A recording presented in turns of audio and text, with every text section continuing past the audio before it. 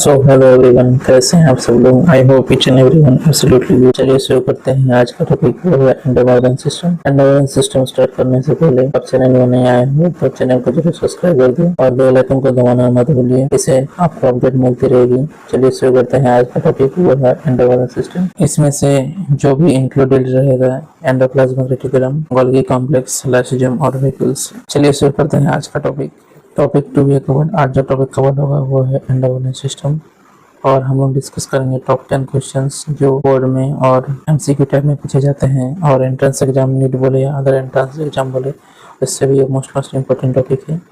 इससे हम लोग 10 क्वेश्चन करेंगे जो इम्पोर्टेंट है neat of point of view से। चलिए शुरू करते हैं आज का टॉपिक। चलिए आज का टॉपिक जो है एंडोवायरन सिस्टम, उसको शुरू करते हैं। सेल के अंदर इतने सारे ऑर्गेनल होते हैं, लेकिन क्या आपने कभी सोचा है कि प्रोटीन एक जगह बनते हैं, मॉडिफाइड दूसरी जगह होते हैं, और फिर वह सेल के अंदर या बाहर कैसे पहुंचते हैं? आखिर सेल के अंदर ये पूरे ट्रांसपोर्ट सिस्टम कैसे काम करते हैं, इस वीडियो के अंदर हम लोग देखेंगे। इस अमेजिंग सिस्टम को हम कहते हैं एंडोवायरन सिस्टम। और आज के वीडियो में इस टॉपिक को इतना सिंपल लैंग्वेज में समझाऊंगा कि Golgi apparatus, endoplasmic reticulum, lysosomes and vacuoles को लेकर कोई कंफ्यूजन नहीं रहेगा। सिर्फ डेफिनेशन याद नहीं करेंगे, हम समझेंगे कि कौन सा ऑर्गेनल क्या काम करता है, एक दूसरे से कैसे कनेक्ट रहते हैं, और नीट एंड बोर्ड एग्जामिनेशन में इस टॉपिक से क्वेश्चन कैसे बन सकता है, ये भी हम लोग इस वीडियो में डिस्कस करेंगे। लेकिन वीडियो स्टार्ट करने से पहले एक छोटा सा रिक्वेस्ट है आपसे, चैनल में नहीं आए हो तो चैनल को जरूर सब्सक्राइब कर दें और बेल आइकन को दबाना ना भूलें। इसी की तरह अगले वीडियो में भी आपको अपडेट आते रहेगी। चलिए सबसे पहले एक सिंपल सा एग्जांपल से समझते हैं।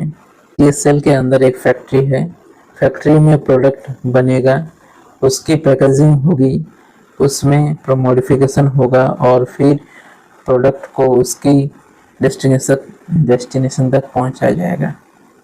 बिल्कुल इसी तरह सेल के अंदर भी ऑर्गेनल का ट्रांसपोर्टेशन, जो भी यूकेरियोटिक सेल के अंदर रहते हैं, जैसे हम बात करते हैं सब member of organelle become a functionally coordinated and made a endocrine system. इसका मतलब क्या है? फंक्शनली क्या होंगे तुम्हारा, कोऑर्डिनेटेड जुड़े रहेंगे, और ये क्या बनाएंगे तुम्हारे, ये बनाएंगे एंडोवायरन सिस्टम। इसमें हम लोग कौन कौन से इंक्लूडिंग किसको रखे हैं? एंडोप्लाज्मिक रेटिकुलम, दूसरा गोल्गी, लाइसोसोम एंड वैक्यूल्स। पहला एंडोप्लाज्मिक रेटिकुलम को बोलते क्या है? ये इलेक्ट्रॉन माइक्रोस्कोप में देखा गया। क्या देखा गया?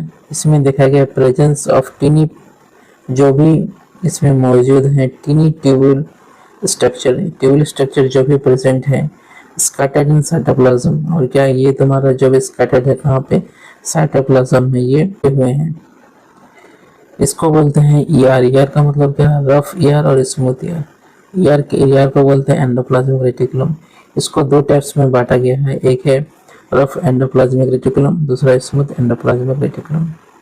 क्या है? एक है तुम्हारा रफ एंडोप्लाज्मिक रेटिकुलम, दूसरा है smooth endoplasmic reticulum. Rough endoplasmic reticulum क्या है? तुम्हारा राइबोसोम उसमें प्रेजेंट रहेंगे, लेकिन स्मूथ एंडोप्लाज्मिक रेटिकुलम में राइबोसोम एब्सेंट रहेंगे। मोस्ट इंपॉर्टेंट है, ये आप याद रखेंगे। जिसमें राइबोसोम प्रेजेंट होगा उसको रफ बोलेंगे। क्यों बोलेंगे? ये सिंथेसाइज करता है तुम्हारी, ये क्या तुम्हारा सिंथेसाइज करता है? And secreted protein. क्या तुम्हारी सिंथेसाइज करता है, सिक्रेट क्या करता है? प्रोटीन। जो रफ एंडोप्लाज्मिक रेटिकुलम है वो सिंथेसाइज क्या करता है? प्रोटीन को करता है। लेकिन जो हम स्मूथ का बार हम बात करें, जो स्मूथ है वो राइबोसोम प्रेजेंट नहीं होगा तो प्रोटीन भी सिंथेसाइज नहीं करेगा। और सिंथेसाइज क्या करेगा? तुम्हारा स्टेरॉइड और लिपिड। क्या सिंथेसाइज करेगा? तुम्हारा स्टेरॉइड और लिपिड सिंथेसाइज करेगा। इसमें से और एक दिया हुआ है तुम्हारा ग्लाइकोजन। कहाँ तुम्हारा ग्लाइकोजन भी सिंथेसाइज करता है? कौन? Smooth endoplasmic reticulum. और दूसरा है जो लिवर सेल्स क्या करता है? Detoxification of drug. अब दूसरा पॉइंट है तुम्हारा गोल्गी बॉडीज। जो भी है तुम्हारा, जो गोल्गी बॉडी है उसको कौन डिस्कवर किए थे? कैमिलियो गोल्गी को कौन डिस्कवर किए थे? Camillo Golgi. एक साइंटिस्ट इन 1898 का भी डिस्कवर किए थे तुम्हारा, ये है तुम्हारा 1819 को ये डिस्कवर किए थे। क्या डिस्कवर किए तुम्हारा? गोल्गी बॉडीज, जो मेनी कॉन्सेंट्रिक, बहुत सारे कॉन्सेंट्रिक, एक नहीं दो नहीं, मेनी कॉन्सेंट्रिक यहाँ पे दिखाया गया, मेनी इसी तरह से कॉन्सेंट्रिक फ्लैट पैरेलली सिस्टर में इस तरह का बने रहेंगे, मेक अ जीसी, इसको क्या बोलते हैं तुम्हारा? गोल्गी कॉम्प्लेक्स इसी तरह से बनाते हैं। ठीक है, यहाँ पे बात करें तो पहला क्या है तुम्हारा? Forming phase.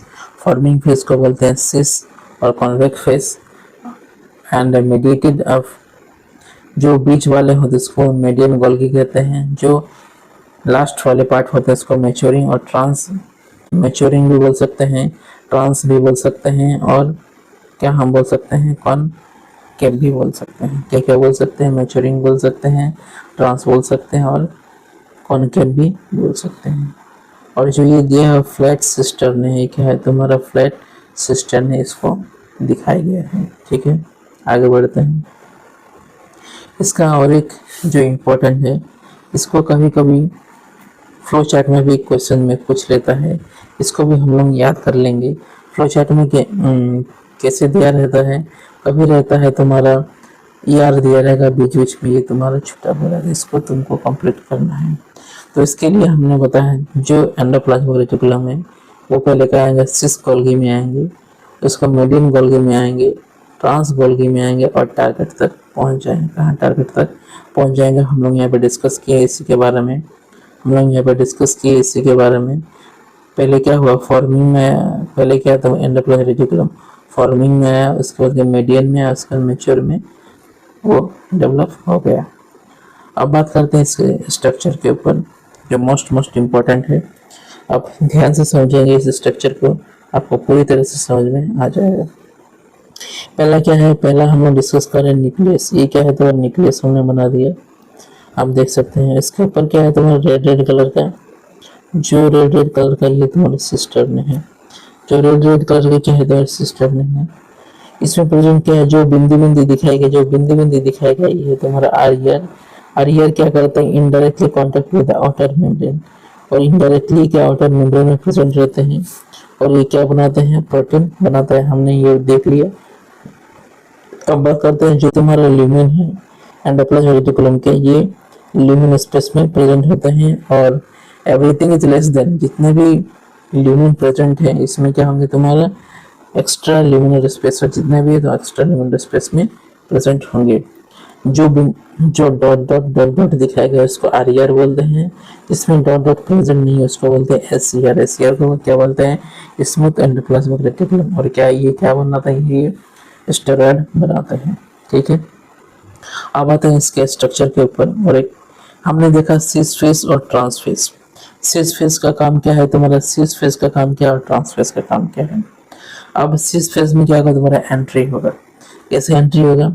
जो प्रोटीन बना है यहाँ पर, जो प्रोटीन बना है आर में, वो आएगा तुम्हारा सिस फेज में, और जो एसीआर में जो बना है तुम्हारा स्टेरॉइड, वो भी आएगा तुम्हारा सिस फेज में। ऐसे करके ये चलते जाएगा, मॉडिफाइड होते जाएगा, पैकेजिंग होते जाएगा अच्छी तरह से। इसमें से जब ट्रांस में पहुंच जाएगा तो क्या होगा तुम्हारा? जब ट्रांस फेज में जब पहुंच जाएगा, ये क्या होंगे तुम्हारा? डिपेंड। इसका मतलब क्या है? ये डिपेंड करेंगे तुम्हारा शुगर टारगेटेड पे, और इसमें क्या है? ग्लाइकोलाइसिस होगा इसका, प्रोटीन और लिपिड का ग्लाइकोलाइसिस होगा। उसको भेजा जाएगा तुम्हारा इंट्रासेलुलर एक्स्ट्रासेलुलर टारगेटेड, बॉडी के जो भी इंट्रासेलुलर सेल्स हैं और एक्स्ट्रासेलुलर सेल्स, इसमें इसको भेजा जाएगा। ठीक है, जो भी तुम्हारे ट्रांसफेज में बने हुए हैं vesicles from a GC make a lysosome, और जो भी तुम्हारा ट्रांस फेज में जो भी बने हैं, जो गोल्गी बॉडी ट्रांस फेज में जो बने हैं, वो चला जाएगा लाइसोसोम के ऊपर। किसके? लाइसोसोम के ऊपर पहुंच जाएंगे।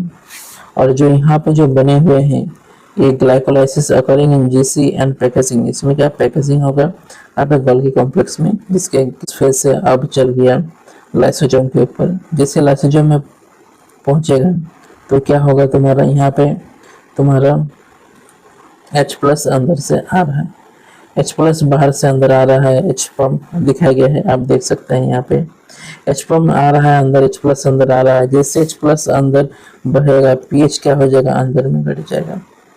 लाइसोसोम का ही एक इम्पोर्टेंट कैरेक्टर है, जैसे ही H+ तुम्हारा बढ़ेगा, pH क्या आ जाएगा तुम्हारा? धीरे धीरे घटते जाएगा।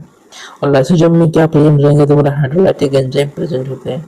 हाइड्रोलाइटिक एंजाइम का मतलब क्या है तुम्हारा, कौन lysosome which are activated at the pH, इसका जो पीएच का रेंज कितना है 4 to 5 क्या है, तो इसका पीएच का रेंज कितना है 4 to 5, lower than pH is 4 to 5। 4 to 5 इसको बोलते हैं तुम्हारा एक एसिडिक या बेसिक है, तुम्हारा बेसिक है तुम्हारा। ये कौन सा एक्टिवली काम करता है, ये तुम्हारा एसिडिक में ये काम करता है। अब बात करते हैं तुम्हारे जो एमाइलेज है एंजाइम, वो डाइजेशन में काम करता है कार्बोहाइड्रेट में। जो लाइपेज है डाइजेशन लिपिड के लिए काम करता है, न्यूक्लियस जो है digestion of nucleic acid, proteases जो है डाइजेशन किसके ऊपर, प्रोटीज में काम करते हैं। ये भी हमने देख लिया। अब आता है तुम्हारा व्हीकल्स के ऊपर। व्हीकल्स क्या होते हैं तुम्हारा, व्हीकल्स होता है स्टोर हाउस। व्हीकल्स क्या होते हैं तुम्हारा, स्टोर हाउस होते हैं।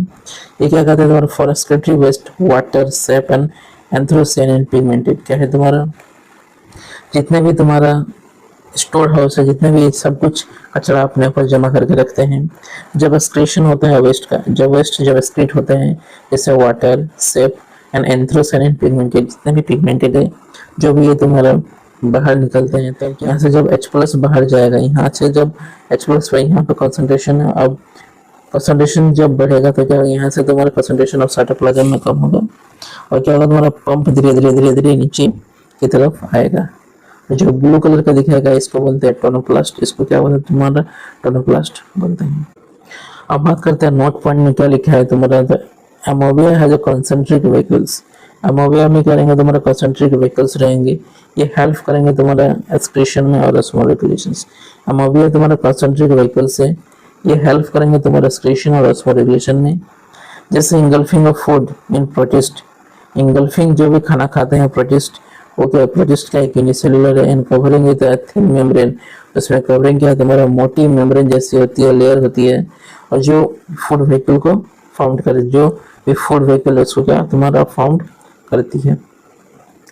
और हमने एक नया चीज बनाया है, आप देख सकते हैं, शॉर्ट रिवीजन। जो नर्वस सिस्टम जितने भी है तुम्हारा एकदम शॉर्ट एंड क्रिस्प की तरह हमने बनाया है नोट्स, आप देख सकते हैं।